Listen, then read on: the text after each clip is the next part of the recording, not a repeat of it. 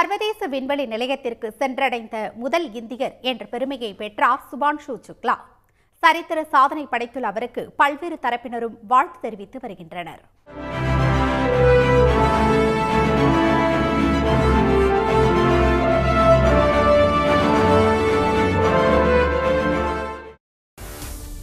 America, Poland, ஹங்கேரியைச் சேர்ந்த 3 விண்வெளி வீரர்களுடன் இந்திய விண்வெளி வீரரும் ககன்யான் திட்டத்தின் கமாண்டருமான சுபான்ஷு சுக்லாவும் சர்வதேச விண்வெளி ஆய்வு மையத்திற்கு பயணம் மேற்கொண்டுள்ளனர்.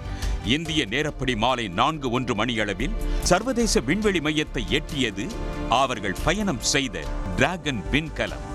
பல்வேறு முன்னெச்சரிக்கை பரிசோதனைகள் நிறைவு பெற்றதும் இந்திய நேரப்படி 5:53 மணிக்கு 4 பேரும் டிராகன் விண்கலத்தில் இருந்து சர்வதேச விண்வெளி மையத்திற்குள் வெற்றிகரமாக நுழைந்தனர். நால்வரையும் அந்த மையத்தில் இருக்கும் மற்ற விண்வெளி வீரர்கள் பானம் கொடுத்து வரவேற்றனர்.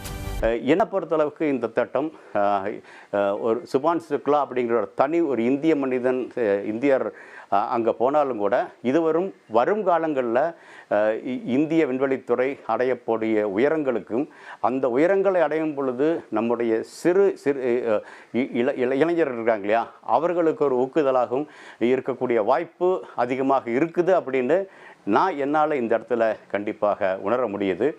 சர்வதேச விண்வெளி மையத்தில் ஆராய்ச்சிகளை மேற்கொள்வதற்காக ஆக்சியம் ஸ்பேஸ் என்ற நிறுவனத்தின் முன்னெடுப்பில் நாசா, ஸ்பேஸ்எக்ஸ் மற்றும் இந்தியாவின் இஸ்ரோ மையத்தின் பங்களிப்போடு ஆக்சியம் மிஷன் 4 என்ற திட்டம் தொடங்கப்பட்டது.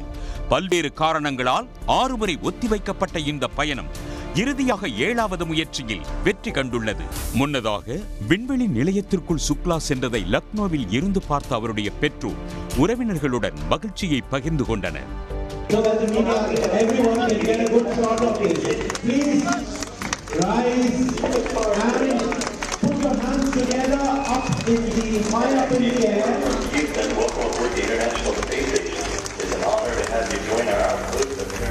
இந்த பயணத்தின் மூலம் சர்வதேச விண்வெளி மையத்திற்கு சென்ற முதல் இந்தியர் என்ற சாதனையை சுக்லா படைத்துள்ளார்.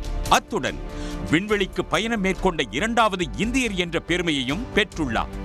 1984ஆம் ஆண்டு ரஷ்யா மேற்கொண்ட விண்வெளி பயண திட்டத்தில் இடம்பெற்ற இந்தியாவின் ராகேஷ் சர்மா விண்வெளிக்கு பயணம் மேற்கொண்ட முதல் இந்தியராவார். உடனுக்குடன் செய்திகளை தெரிந்து கொள்ள சன் நியூஸ் பெல் ஐகானை கிளிக் பண்ணுங்க.